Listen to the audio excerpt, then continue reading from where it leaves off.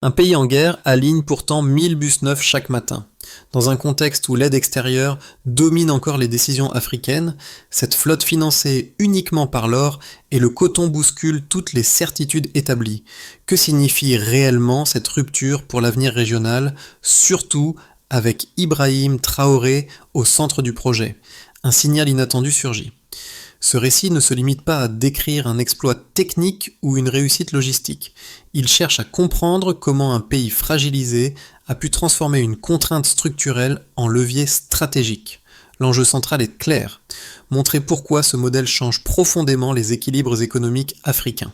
En observant le déroulement du projet, on découvre qu'il ne s'agit pas seulement d'un choix budgétaire, mais d'un repositionnement volontaire face à la dépendance qui a longtemps figé les marges de manœuvre régionales. Cette démarche, fondée sur l'appropriation des ressources internes, ouvre une perspective inattendue pour les nations qui souhaitent rompre avec le cycle des prêts conditionnés. Elle soulève aussi une tension majeure. Un modèle autonome peut-il rester viable lorsqu'il est porté par une économie en guerre et des matières premières exposées aux variations mondiales? Cette question, qui plane au-dessus de chaque décision, devient la clé de lecture de tout l'épisode. Et si, derrière ce réseau de bus, se cachait en réalité un test grandeur nature de souveraineté pour l'ensemble du continent? Le déclic apparaît dès que l'on observe le chiffre qui structure tout le projet. 1000 bus mis en circulation sans un seul prêt extérieur. Cette anomalie statistique devient encore plus frappante lorsqu'on la replace dans un pays en guerre, dirigé par Ibrahim Traoré, où chaque ressource disponible semblait vouée aux urgences sécuritaires. À partir de ce contraste initial, le contexte se précise. Le Burkina Faso a puisé exclusivement dans son or et son coton pour financer une transformation urbaine qui, quelques années plus tôt, aurait paru intenable. Ces ressources, longtemps exportées sous forme brute sans véritable retour structurant, ont été réorientées vers un projet unique en son genre, créer une flotte moderne capable de fluidifier les déplacements, réduire les coûts quotidiens et offrir un marqueur visible d'indépendance économique. Dans un environnement dominé par les dettes multilatérales, l'image d'une capitale où circulent des bus financés localement fonctionne comme un contre-exemple assumé. Le contexte politique ajoute une autre couche de complexité. Le pays traverse une guerre interne, affronte des menaces terroristes et subit les contraintes d'une économie éprouvée par l'instabilité régionale. Pourtant, c'est au cœur de cette pression que s'est imposée une stratégie de rupture. Refuser les prêts du FMI, écarter les accords discrets avec les puissances étrangères et privilégier un investissement strictement national. Cette décision, qui pouvait sembler risquée, a été structurée autour d'une discipline budgétaire ferme et d'une transparence inhabituelle, chaque transaction étant rendue publique pour consolider la confiance nationale. Le résultat immédiat, même avant l'analyse des impacts, est un basculement symbolique. Pour la première fois depuis longtemps, un pays africain montre qu'il est possible de bâtir une infrastructure majeure sans s'en remettre à une architecture financière extérieure. Le projet dépasse alors son statut technique, il devient une étude de cas sur la souveraineté, sur la capacité d'un État à utiliser ses propres richesses pour transformer sa capitale malgré un environnement défavorable. Cette base factuelle constitue le terrain sur lequel l'histoire va désormais progresser. Pour comprendre la portée réelle du projet, il suffit d'observer ceux qui en vivent les premiers effets. Dans un atelier de Ouagadougou, Awa, jeune mécanicienne formée en pleine crise sécuritaire, ajuste les systèmes électriques d'un bus flambant neuf. Avant l'initiative, elle enchaînait les petits travaux irréguliers. Aujourd'hui, elle fait partie des milliers de techniciens qui bénéficient d'un emploi stable et d'une formation continue. Son parcours illustre comment un chantier d'infrastructure peut devenir un levier de mobilité sociale lorsque les ressources sont réinvesties localement. Un autre témoignage éclaire l'impact immédiat, celui de Moussa, étudiant en 2e année qui passait près de 2 heures par jour à traverser la ville sur des motos-taxis coûteuses. Avec les nouveaux bus, son trajet est raccourci. prévisible et abordable. Sa situation n'a rien d'exceptionnel. Elle reflète l'effet domino provoqué par la circulation régulière de centaines de véhicules modernes dans la capitale. Derrière ces trajectoires individuelles apparaît un fil conducteur, la volonté de Ibrahim Traoré de redéfinir les priorités nationales en pleine adversité. Le choix d'investir dans des compétences locales plutôt que de dépendre de capacités importées a créé une dynamique interne inhabituelle. L'industrie de l'assemblage, qui n'existait quasiment pas, s'est structurée en quelques mois grâce à un transfert de savoir-faire organisé dans les ateliers municipaux. Ces effets, encore partiels, signalent une transition qui dépasse la question technique du transport. Ils montrent comment une décision budgétaire peut redistribuer les opportunités professionnelles, stabiliser des trajectoires fragiles et redonner un sentiment d'utilité collective. Un changement structurel se matérialise déjà. Le déclenchement du projet ne s'est pas fait en une seule décision, mais dans une succession de choix rapides, assumés et souvent contraires aux conventions régionales. Tout démarre au moment où la pression sécuritaire atteint un seuil critique et où l'économie burkinabé semble enfermée dans une spirale de contraintes. C'est dans cet espace restreint que naît l'idée de rompre avec la logique des prêts extérieurs et d'utiliser directement l'or et le coton pour financer un projet d'envergure. La phase d'activation s'opère ainsi dans un contexte défavorable où l'urgence aurait normalement poussé à accepter des financements internationaux. Pourtant, sous l'impulsion d'une ligne politique portée par Ibrahim Traoré, l'option de souveraineté budgétaire s'impose comme le socle de la démarche. La deuxième étape, le moment de tension maximale, se joue dans les ateliers et les bureaux de planification. Il faut consolider les réserves d'or, organiser la vente du coton, sécuriser les flux financiers et établir un schéma de fabrication locale dans des infrastructures qui, jusque-là, n'avaient jamais supporté un tel volume de production. C'est ici que le Serotro apparaît. Les équipes techniques doivent réaménager les sites d'assemblage, former des centaines de travailleurs, coordonner les livraisons de pièces et garantir la transparence des transactions. Dans un pays traversé par une guerre interne, cette coordination semble improbable. Pourtant, chaque étape franchie renforce la possibilité d'aboutir. Les lignes de montage prennent forme. Les bus commencent à émerger des chaînes locales. Les premiers véhicules 7 parcourent discrètement les rues pour vérifier la stabilité des systèmes. La ville observe. Les doutes persistent, mais la dynamique change. Le troisième mouvement, celui des Dushan, se manifeste à mesure que la flotte prend place dans le quotidien urbain. Lorsque les premiers bus sont mis en circulation, le changement est immédiat. Les axes de déplacement se fluidifient, les trajets se raccourcissent, les travailleurs arrivent plus tôt, les élèves manquent de moins les cours, les quartiers périphériques se reconnectent. Cette onde de transformation se propage rapidement. En quelques semaines, l'image d'un réseau vétuste laisse place à celle d'un système moderne où la fréquence des passages rassure et où la fiabilité replace les habitants dans une temporalité plus stable.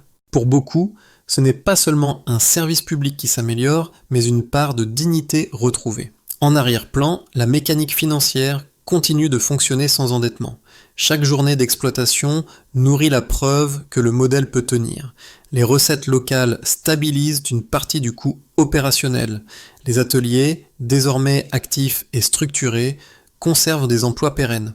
La chaîne de valeur reste dans le pays, contrairement au modèle habituel où les importations alourdissent le budget. Ce déroulement progressif expose une trajectoire inhabituelle pour un État africain confronté à la guerre et aux pressions extérieures.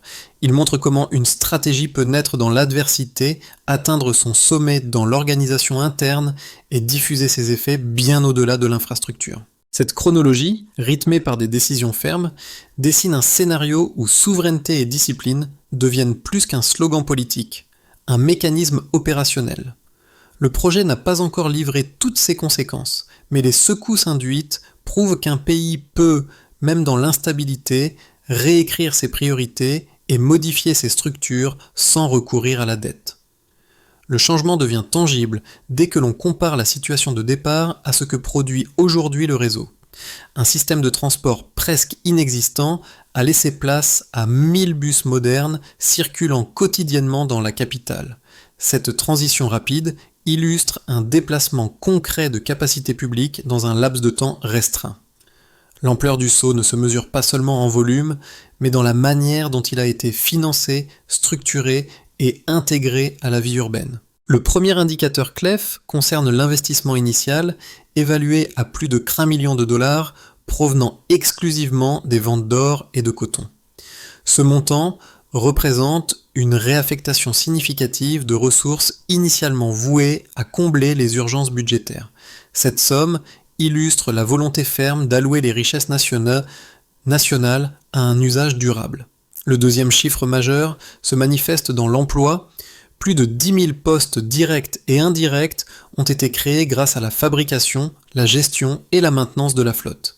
Ces emplois, qui vont des techniciens d'atelier aux conducteurs en passant par les équipes d'exploitation, constituent une base nouvelle de compétences locales. Ce volume d'emploi ancre durablement l'activité économique dans le tissu urbain.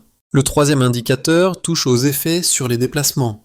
Le temps de trajet moyen a chuté d'environ 30%, une baisse qui modifie profondément la dynamique quotidienne des habitants. Cette réduction ne concerne pas seulement la vitesse, mais la prévisibilité des trajets dans une ville longtemps minée par l'irrégularité.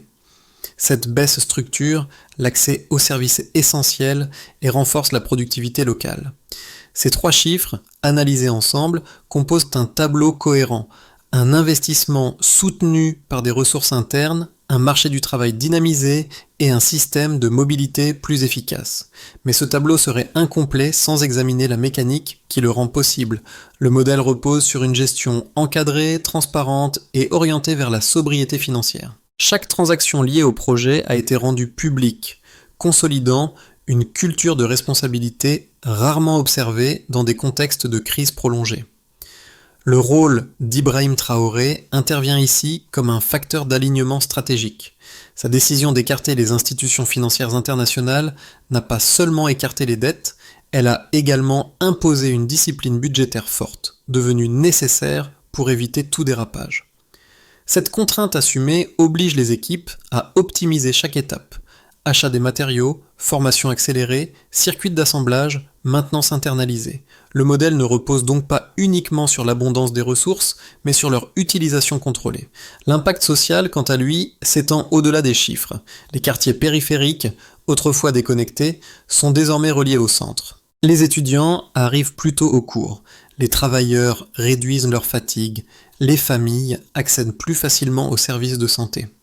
Le réseau de bus agit comme un multiplicateur d'opportunités. Le changement devient visible et surtout reproductible. Ainsi, loin d'être une anomalie isolée, cette performance soutenue par des données mesurables révèle un modèle articulé autour d'une idée simple. Utiliser les ressources du pays pour générer des effets internes rapides et durables. Cette logique, encore en consolidation, constitue déjà une référence pour les débats régionaux sur la souveraineté économique. Les critiques du modèle burkinabé ne manquent pas, et certaines s'appuient sur des arguments solides qu'il faut examiner sans détour. Le premier ensemble d'objections vise la dépendance du pays à deux matières premières, l'or et le coton, dont les prix, déterminés par des marchés mondiaux volatiles, peuvent en changer brutalement. Selon cette perspective, bâtir une infrastructure majeure sur une base aussi instable expose l'État à des risques budgétaires sévères. Une chute même modérée des cours pourrait réduire la capacité du pays à entretenir le réseau, à renouveler les véhicules ou à maintenir les ateliers en activité. Dans cette lecture, le succès actuel serait moins une stratégie durable qu'un moment de conjoncture favorable. Le second argument met l'accent sur le contexte politique et sécuritaire. Pour les sceptiques, un modèle interne fonctionnant dans une économie en guerre manque par définition de robustesse. Il souligne que la pression sécuritaire absorbe une partie significative des ressources, que les zones d'instabilité limitent parfois la circulation, et qu'une administration fragilisée pourrait avoir du mal à gérer une flotte aussi vaste sur le long terme. À leurs yeux, un projet financé sans soutien extérieur pourrait se transformer en charge insoutenable si les tensions persistent. Pourtant, les réponses apportées par les autorités burkinabées ne se réduisent pas à un argumentaire politique. Elles reposent sur des faits observables. Le financement intégralement interne, or et coton a permis d'éviter l'accumulation de dettes, ce qui réduit la vulnérabilité au cycle de remboursement imposé par les bailleurs internationaux. La transparence instaurée, avec des transactions publiées et contrôlées, limite les dérives et renforce la légitimité du projet. Les 10 000 emplois créés, concentrés dans la fabrication, la maintenance et la gestion, constituent une base de compétences locales qui n'existait pas auparavant. Enfin, la baisse moyenne de 30% du temps de trajet valide l'utilité immédiate pour la population. Dans cette grille de lecture, la stratégie portée par Ibrahim Traoré ne nie pas les risques. Elle cherche à prouver qu'un modèle autonome peut exister, même dans une situation tendue, en s'appuyant sur une gestion disciplinée et des ressources réorientées vers des usages internes. Un basculement silencieux apparaît. À ce stade, l'attention ne se concentre plus uniquement sur la flotte ou sur la prouesse financière, mais sur l'effet de miroir que le projet impose au reste du continent. Alors que l'Afrique s'est longtemps pensée dépendante des bailleurs étrangers, l'expérience burkinabé introduit une tension nouvelle. Un pays en guerre, dirigé par Ibrahim Traoré, parvient à accomplir ce que des États plus stables n'ont jamais tenté. Cette inversion du rapport de force agit comme un révélateur stratégique. La LATCAT décisive surgit lorsque d'autres capitales africaines commencent à examiner sérieusement le modèle burkinabé, non pour le copier, mais pour comprendre comment un financement strictement interne peut tenir dans un environnement si contraint. Cette curiosité régionale n'était pas prévue dans les plans initiaux. Elle transforme un projet local en précédent politique. Ce milieu de trajectoire marque ainsi un déplacement. Ce n'est plus seulement le Burkina Faso qui teste sa propre autonomie, mais une partie du continent qui réévalue la place de la dette dans ses choix de développement. Le projet ne gagne pas en ampleur par ses chiffres, mais par sa capacité à perturber certains schémas établis. Le changement n'est plus technique. Il devient narratif. Les conséquences du projet deviennent visibles dès que l'on observe ses effets par cercle d'impact. Le premier cercle concerne l'État. En finançant l'intégralité de la flotte sans aucun recours à des emprunts extérieurs, le gouvernement a réduit l'exposition au cycle de remboursement et aux conditionnalités souvent imposées par les bailleurs internationaux. L'administration, traditionnellement dépendante de ressources fluctuantes, retrouve une marge de manœuvre budgétaire. La maintenance est financée par les recettes internes, les ateliers locaux remplacent progressivement les fournisseurs étrangers et la planification publique s'affranchit d'arbitrages dictés par des créanciers. Cette haute autonomie était fonctionnelle, telle portée politiquement par Ibrahim Traoré, redéfinit la place de l'État dans la conduite des services essentiels. Le deuxième cercle touche les entreprises. Les ateliers d'assemblage, auparavant limités à des réparations de routine, se transforment en pôles industriels où se concentrent compétences mécaniques, gestion technique et formation continue. Les fournisseurs locaux, qu'ils travaillent le métal, la peinture ou l'électronique, voient leur activité stabilisée par des commandes régulières. Ce tissu économique, souvent précarisé par les turbulences régionales, bénéficie d'un flux de travail qui crée une forme d'amortisseur face aux périodes de tension. Même les petites structures, garages, ateliers de soudure, fournisseurs de pièces, trouvent leur place dans une chaîne de valeur désormais internalisée. Le troisième cercle concerne les ménages. Pour eux, l'effet le plus immédiat est la réduction d'environ 30% du temps de trajet dans la capitale, ce qui modifie la gestion de la journée. Les élèves arrivent en cours à l'heure, les travailleurs diminuent la fatigue accumulée par les déplacements irréguliers et les familles accèdent plus facilement aux hôpitaux et services publics.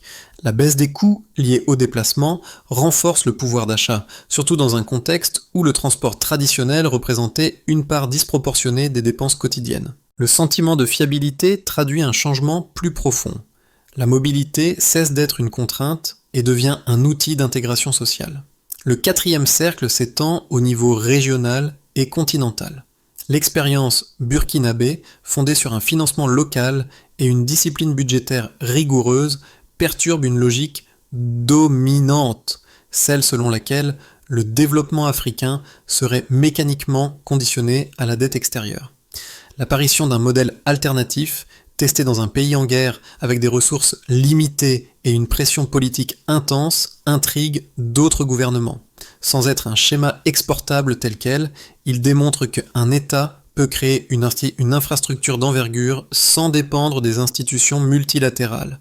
Cette rupture symbolique, plus que les bus eux-mêmes, constitue la contribution politique du Burkina Faso au débat continental. Ces 4 niveaux d'impact composent un ensemble cohérent. Financement autonome, dynamique économique interne, amélioration de la vie quotidienne et repositionnement narratif à l'échelle africaine. Le projet agit simultanément sur les structures, les pratiques et les représentations. À mesure que la flotte circule, un message se renforce. Il est possible de transformer un pays de l'intérieur, même dans l'adversité. Les prochains mois détermineront si le modèle peut se maintenir au-delà de l'effet initial. À ce stade, le système fonctionne, les bus circulent et la mécanique interne semble stabilisée. Mais la trajectoire n'est pas linéaire. Elle dépend d'un ensemble de conditions que le Burkina Faso devra gérer avec précision. 3 scénarios se dessinent. Scénario de base, continuité maîtrisée. Si les revenus tirés de l'or et du coton restent dans une fourchette stable, alors l'État pourra financer l'entretien courant, renouveler certaines pièces et maintenir l'activité des ateliers locaux. Si la discipline budgétaire instaurée depuis le lancement se poursuit, alors les équipes techniques pourront organiser une maintenance régulière et éviter l'usure prématurée des véhicules. Ce scénario modéré s'inscrit dans une logique de consolidation. Le réseau reste fonctionnel, sans expansion rapide, mais sans recul notable. L'impact social demeure perceptible et la flotte continue de jouer son rôle structurant dans la capitale. Scénario optimiste, élargissement maîtrisé.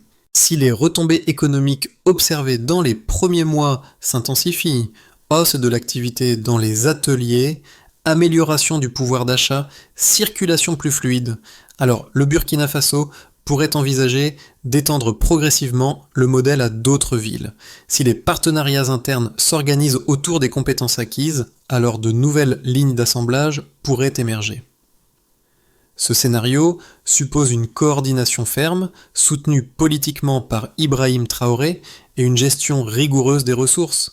Il ouvrirait la possibilité d'un réseau national partiellement unifié, appuyé sur des pratiques locales déjà éprouvées à Ouagadougou. Scénario pessimiste, tension et révision. Si les cours des matières premières chutent brutalement ou si la situation sécuritaire se dégrade, alors le financement interne pourrait être fragilisé.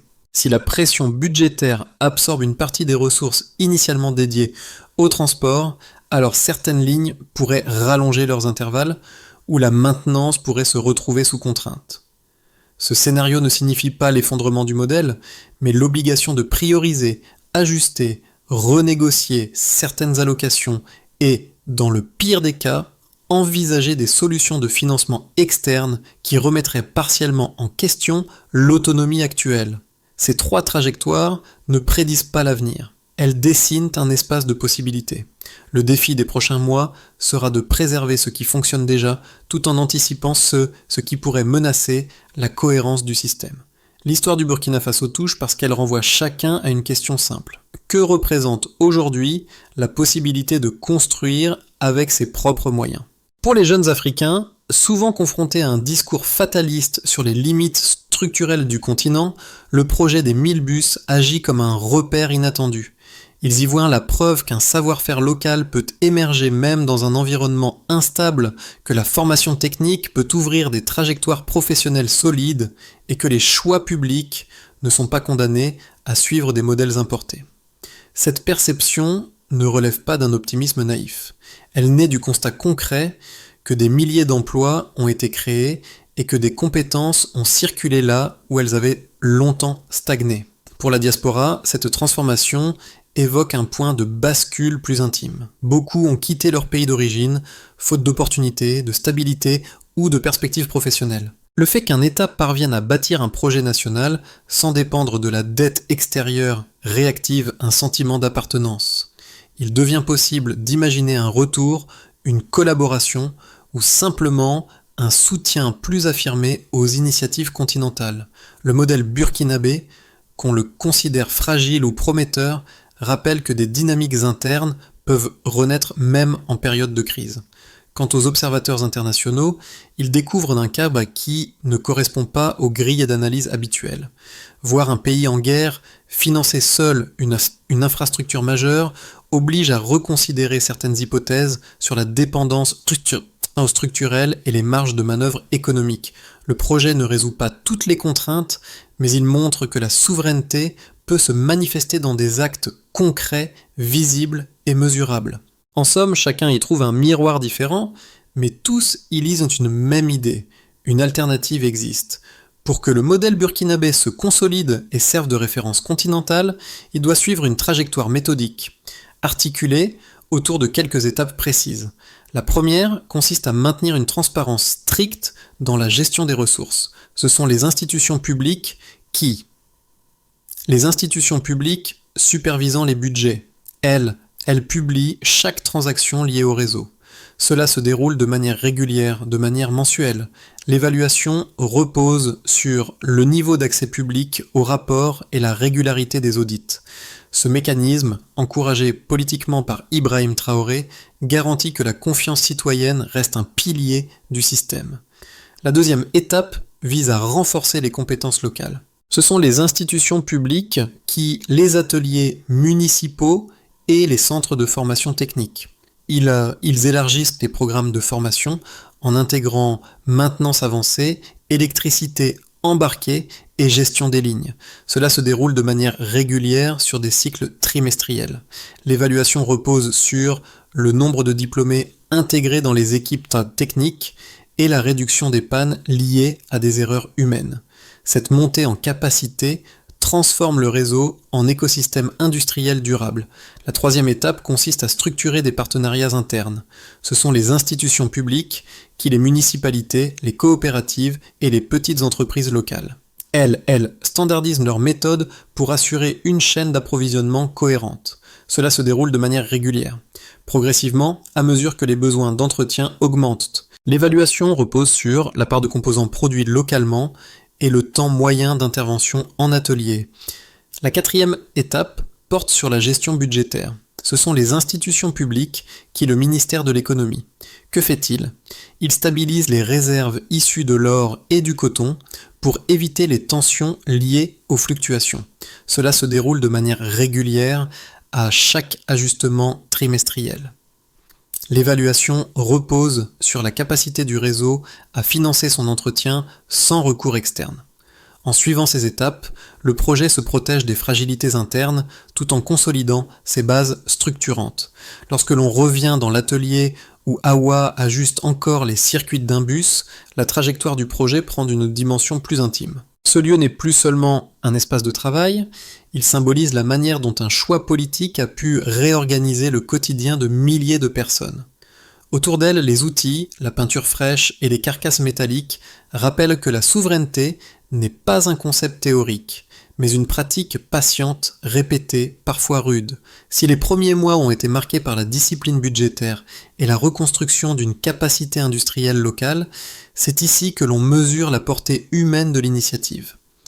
Dans ce cadre, le rôle d'Ibrahim Traoré apparaît comme un fil qui relie les différentes strates du projet. La décision de financer localement, la formation accélérée, la transparence imposée, l'attention portée à chaque étape. Mais le cœur de cette histoire ne se résume pas à un leadership. Il réside dans la persévérance de ceux qui, comme AWA, transforment chaque journée en un acte d'autonomie. La ville change, les trajets aussi, mais c'est dans ces gestes silencieux que l'on comprend ce que représente réellement cette transformation. La dignité se construit bus après bus. L'histoire des 1000 bus du Burkina Faso n'est pas un simple épisode de politique publique. Elle ouvre un espace de discussion sur ce que peut devenir le développement lorsque les décisions se construisent de l'intérieur. Chacun, qu'il vive sur le continent ou ailleurs, peut y trouver une matière à réflexion. La souveraineté ne se décrète pas, elle s'exerce, jour après jour, dans des choix concrets, mesurables et assumés. Le modèle burkinabé, avec ses forces et ses limites, ne demande pas à être imité tel quel. Il invite plutôt à repenser les trajectoires possibles, à envisager d'autres manières d'organiser la croissance, de former les compétences, de gérer les ressources. Partager cette histoire, c'est contribuer à ouvrir cette conversation, en la diffusant dans vos réseaux, en la questionnant, en la comparant à d'autres expériences africaines, vous participez à renforcer un débat essentiel, celui de la capacité des nations à définir leurs propres priorités. La transformation vient souvent de là où on ne l'attend pas. Elle se nourrit du dialogue, de l'analyse et de l'attention portée aux initiatives locales. Alors, que retenez-vous de ce parcours ?